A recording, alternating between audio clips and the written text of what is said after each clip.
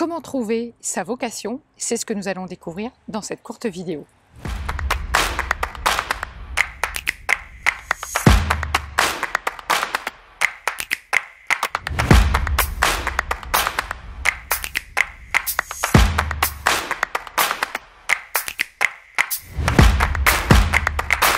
Bonjour les humanistes, je suis Vanessa Millet, coach philanthrope et conférencière audacieuse sans complexe.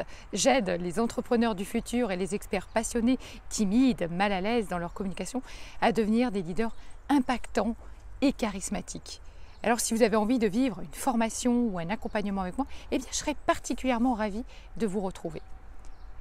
Comment trouver sa vocation? C'est pas quelque chose de facile.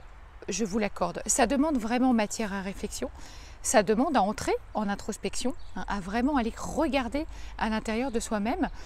Et vraiment, ça demande à enquêter quelque part aussi sur nous-mêmes. Déjà, il y a une première question à laquelle vous pouvez répondre pour savoir si ce que vous faites en ce moment est votre vocation. C'est de vous demander, si je n'étais pas payé pour le faire, est-ce que je le ferais? Ça vous donne vraiment déjà des pistes, parce que quelque chose qui nous passionne, on ne se pose même pas cette question-là. Et on ne se la pose tellement pas qu'on l'attire justement. On attire aussi le côté d'être payé, d'amener de la valeur, en fait. Pour trouver sa vocation, eh bien ça va vous demander de réfléchir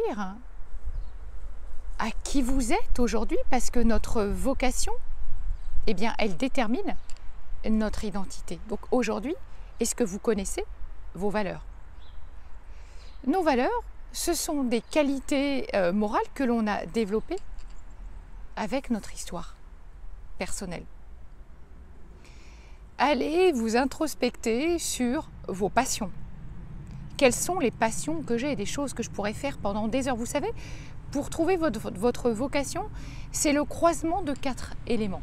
Donc le premier, effectivement, je viens de le dire, c'est vos passions.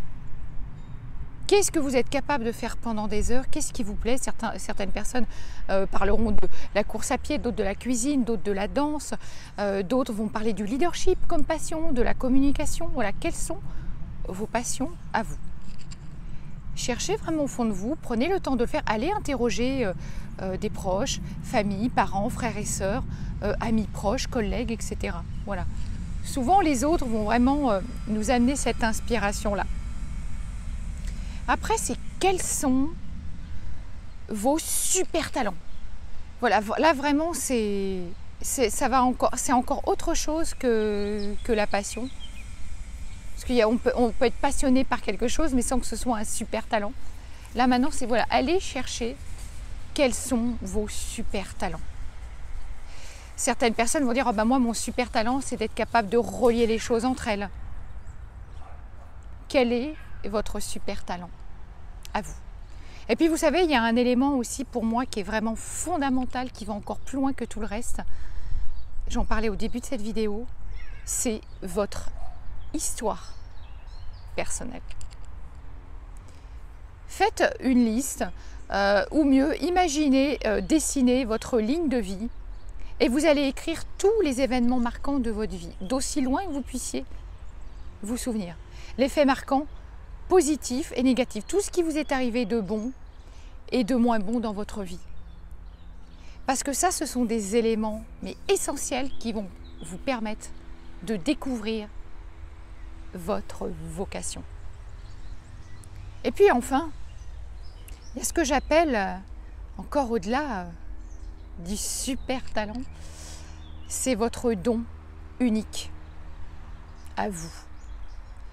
Et souvent, ce don unique, eh bien, il naît, il va se développer aussi, suite à la plus grande douleur, la plus grande souffrance, ou la plus grande frustration que vous ayez vécue dans votre vie et que vous avez surmontée. Quelles ressources cette douleur, cette frustration, cette souffrance vous a permis de développer? De là, en fait, prend essor votre don ultime. Parce que oui, ça peut paraître dingue, mais votre don unique, c'est quelque part la réponse inconsciente à la plus grande souffrance que vous avez relevée dans votre vie et qui vous a permis de développer votre don ultime. Voilà mes chers humanistes, je vous invite à cogiter, à méditer là-dessus. C'est un travail qui prend du temps. Ça vous demande, comme je le disais, d'aller vraiment, regarder à l'intérieur de soi, accepter ses vulnérabilités. Parce que le jour où vous avez votre vocation, votre identité, elle est forgée. Et après, ça devient facile de parler de quelque chose qui est ancré en nous, d'une telle vocation en fait. C'est tellement nous en fait, qu'on n'a même plus besoin de vendre en fait pour en parler. C'est naturel, c'est inné, ça fait partie intégrante de nous. Si vous avez aimé la vidéo, partagez-la, likez-la et moi je vous retrouve très vite. À bientôt.